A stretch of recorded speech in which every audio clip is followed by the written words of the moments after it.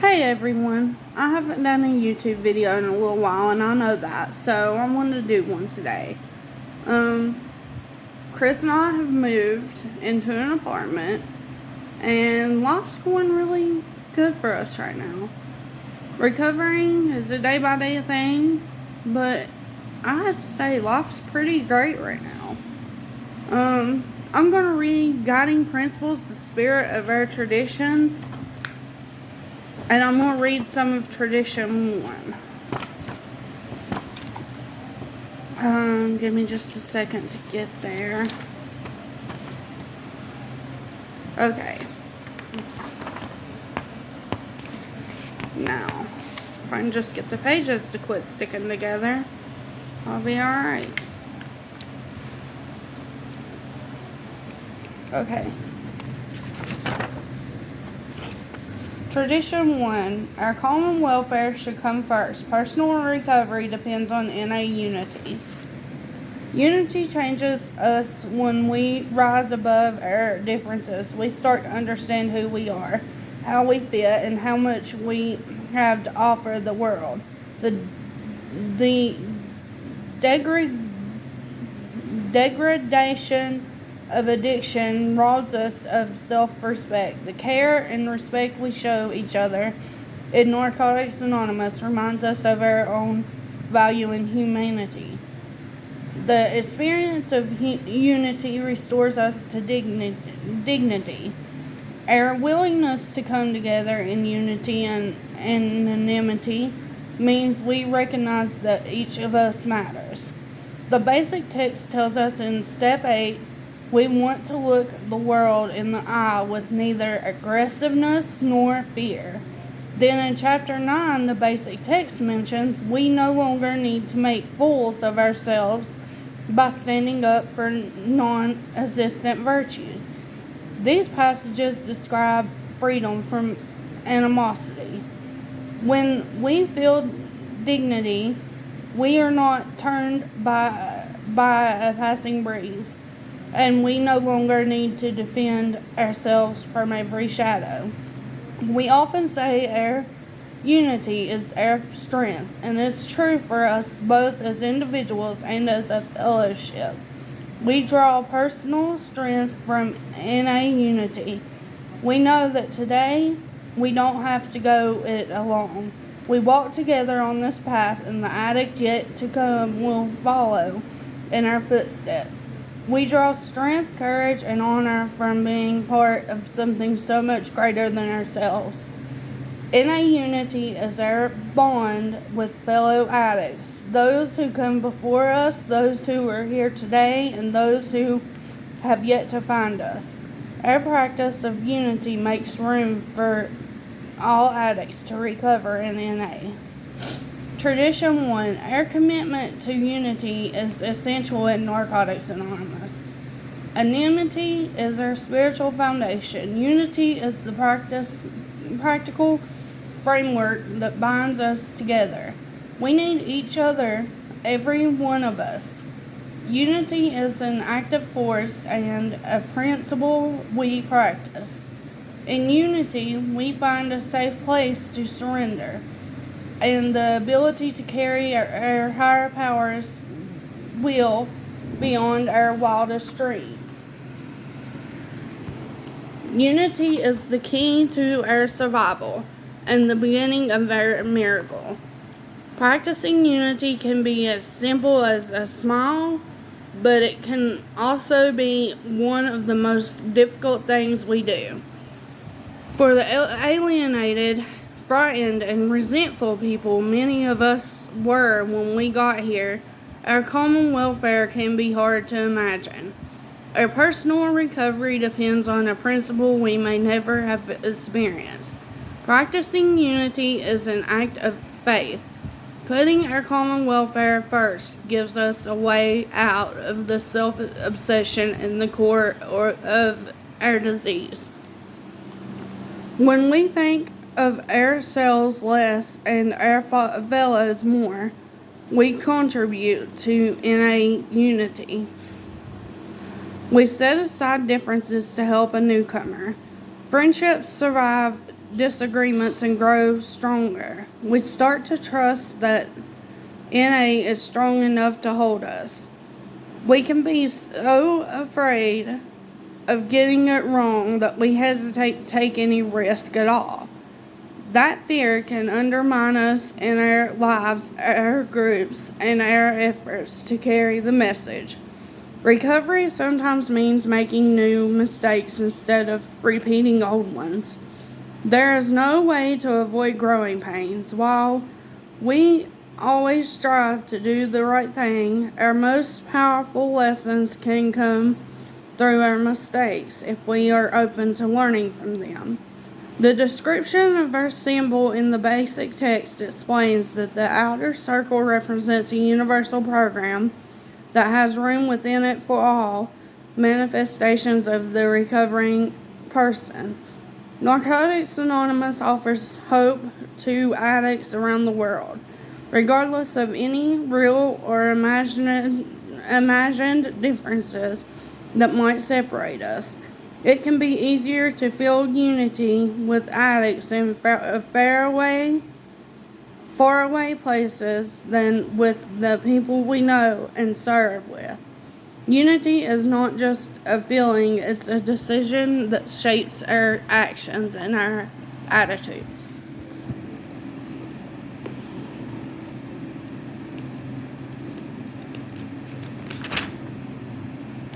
Word by word.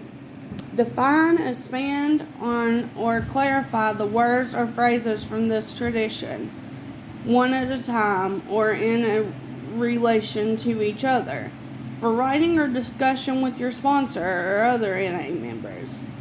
Example, welfare. Welfare is a word that's used more than it's understood. Welfare typically refers to our health, comfort, and well-being.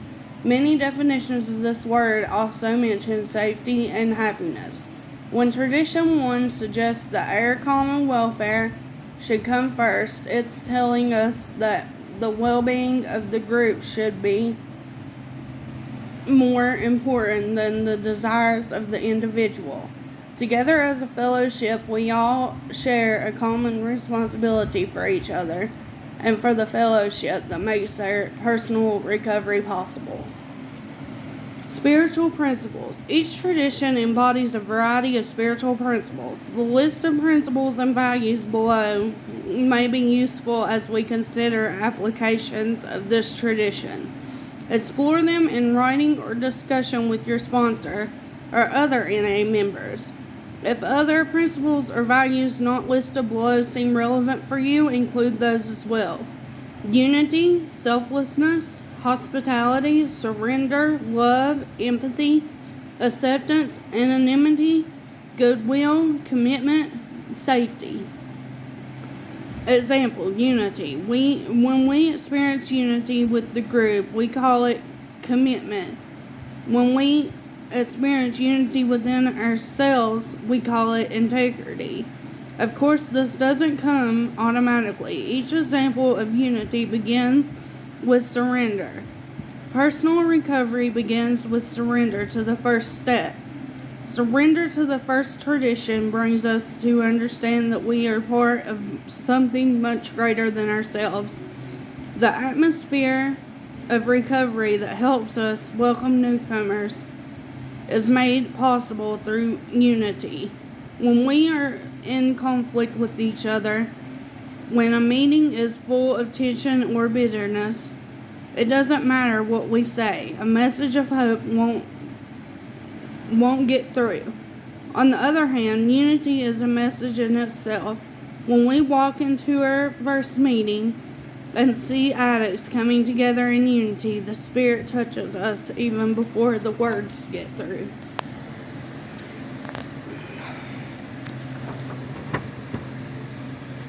For members, Tradition 1 asks us to shift our perspective. For the first time, we come before me. That commitment is the beginning of new freedom. We learn to let go. We start to see that the group can be trusted to make decisions. There is a bridge to Tradition 1 from Step 12. Love and service are principles of each. When we practice these principles in all our affairs, unity or the desire for unity is a natural result.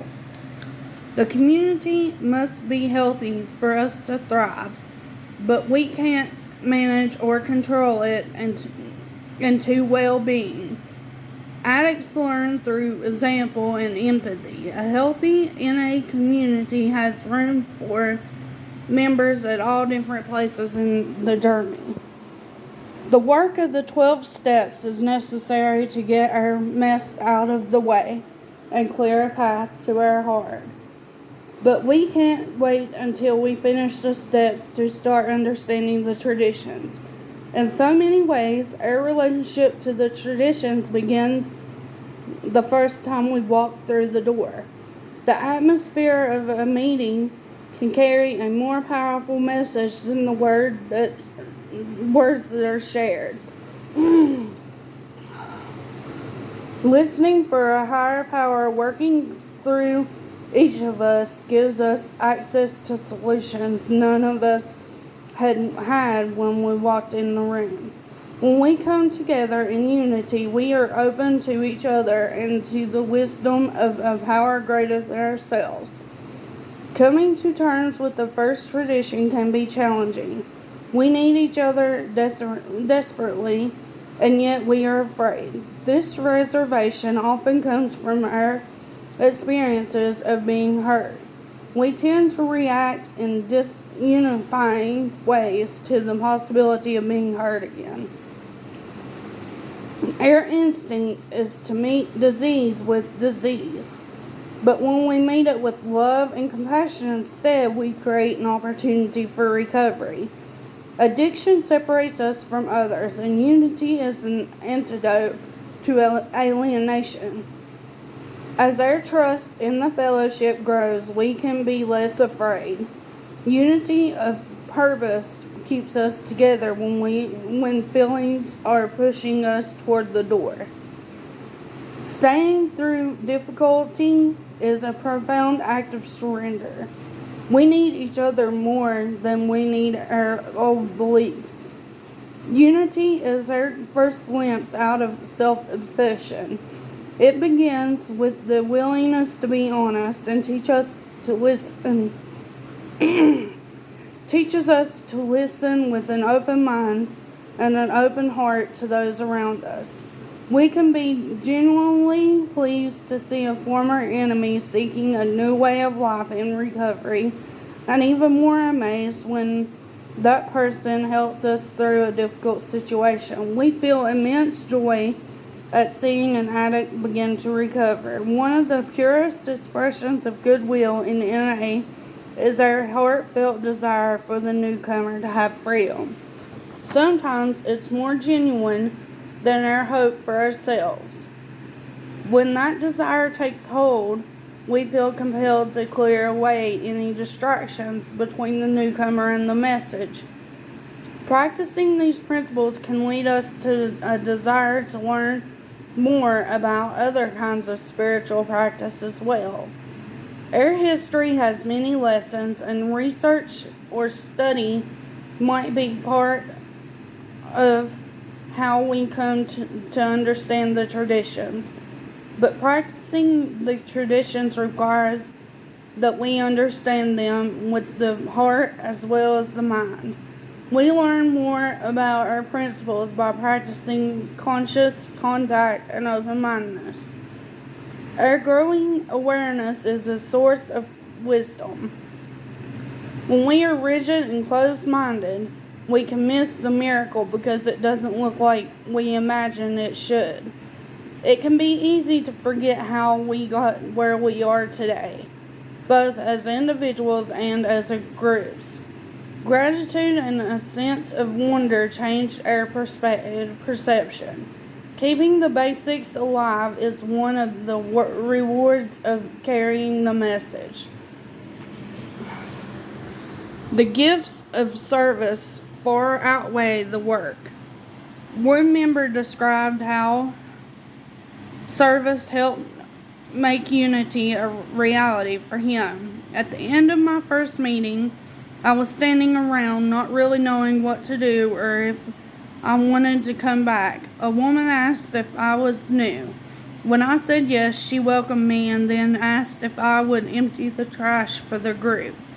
I came back every week and emptied the trash. I've been an NA member ever since. Being asked to serve helps us feel useful and visible to other members. It's easier to stay around when we feel useful. Participation is essential to unity, and it's also how we start to feel like we belong. We talk a lot about service as a responsibility, but it is also a tool. Serving in Narcotics Anonymous helps us to internalize the first tradition. It teaches us how to live and work with others and how to carry out our higher power's will. And often it drives us to the steps. Freedom from active addiction comes long before we are free from the fear, anger, and regret that compelled us. Learning to act in a spirit of love and unity breaks us out of those old cages. Caring for our common welfare begins in service, but gradually affects all areas of our lives. Our relationship to this tradition shows in our behavior and translates directly into our lives outside of NA. In service, communication is necessary for unity, and the same is true in our personal relationships. Learning to communicate effectively is one of the greatest gifts of involvement in NA service. It improves our ability to carry the message, but it also changes our lives at work, at home, and in our daily interactions with others. Good communication is a result of unity and a necessary condition for it. If we fail to communicate in our marriage, for example, we may soon find it difficult to remain married. When we consider the common welfare of our household, we can set aside immediate desires for the good of all. Surrender allows us to make peace with reality even when it's not going our way.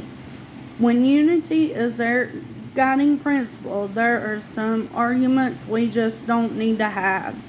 We can live with differences because we trust the integrity of the bond. Okay, now, questions for members. The questions below offer a way to begin or continue the process of writing, reflection, and discussion of this tradition with your sponsor or NA members. In NA, what does NA unity mean to me? How does my personal recovery depend on it? Number 2, do my actions match my beliefs about unity? How do I contribute to unity or disunity? Number 3, how does anonymity contribute to unity? How does practicing unity help me to place principles before personalities? Number 4, what additional actions might I take to foster unity and personal recovery in service and in social settings? Number 5, how do I place our common welfare first? How do I demonstrate a commitment to this? Where do I have room to grow? Number 6, what are my responsibilities as a member of Narcotics Anonymous? Do these responsibilities change over time? Number 7, how do I show my gratitude? Have I reached out to another addict today? Number 8, how can I sense when my heart is open or closed to newcomers? What can I do better to help still suffering addicts? Number 9, do my opinions about fellow members separate me or them from the group? Number 10, how am I of service to NA? What type of service work am I most comfortable doing?